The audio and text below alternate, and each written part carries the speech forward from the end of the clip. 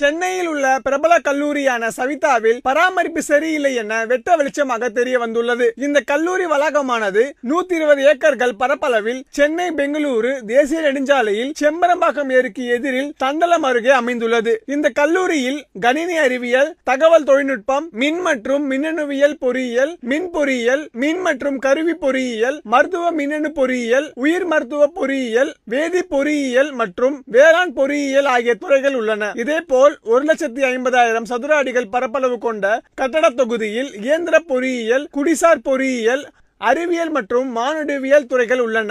இப்படி பல துறைகள் கொண்ட இந்த கல்லூரியில் பல வசதிகள் இருப்பதால் கல்லூரி கட்டணம் அதிகமாகவும் வசூலிக்கின்றனர். ஆனால் அந்த வசதிகள் தரமாக இருக்கும் என்று எதிர்பார்த்தால் அதான் இல்லை. பருவமழை தொடங்கி இன்னும் தீவிர அடையாத நிலையில் சிறிய மழைக்கே அந்த கல்லூரி வளாகம் ஏரி போல் காட்சியளிக்கிறது. மாணவர்கள் கல்லூரிக்கு செல்லும் போதும் வரும்போதும் பெரும் அவதியை சந்திக்கின்றனர். இதேபோல் கல்லூரி கட்டிடம் உள்ளே மழைநீர் வடிந்து கொண்டிருக்கிறது. சிசிடிவியில் இருந்து மழைநீர் ஒழுகி கொண்டிருக்கின்றது.